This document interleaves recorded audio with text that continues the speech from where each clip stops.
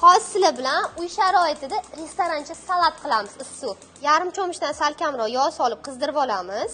Yog'imizga hech narsa solmasdan turib birinchi chesnok, bu yerda ziravorli qo'shib yuboramiz. Menda tuz, sladkий paprika krasniy, achchiq paprika krasniy, murch qo'shganmiz.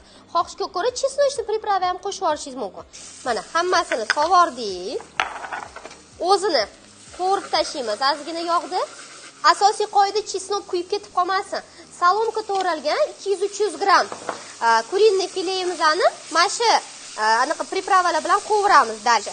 To'g'imizni ko'rsizmi qanaqa chiroyli rang oldi. Yana bitta narsa, mana bunaqa qovlab turinglar, bo'lmasam chesnok kuyib ketadi, taxir maza berib yuborishi mumkin. Birinchi baland olovda, keyin past olovda uzog'i 5 minut to'g'imizni qovurib oldik. Salkam уже pishgan. Endi baqlajonga navbat. Mana buni ham salomka to'g'rab olganmiz.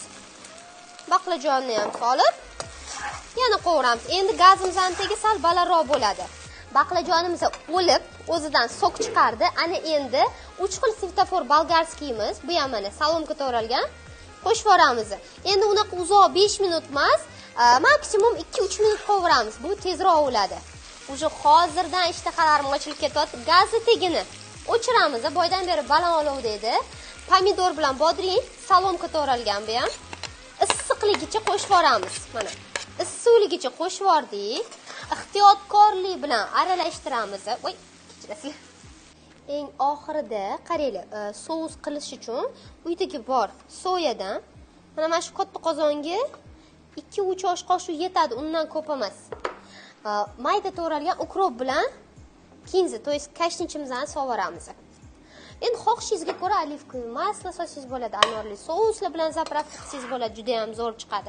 No, men ko'proq uy sharoitidagi горячий salat bo'lishini xohladim.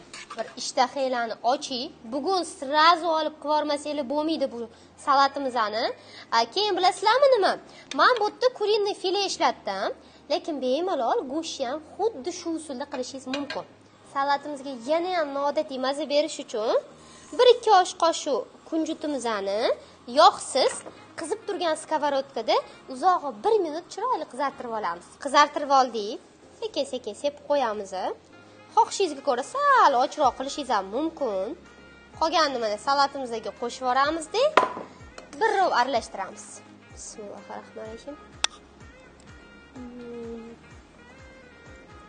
Mazasi gap bo'lishi mumkin emas. Olinglar.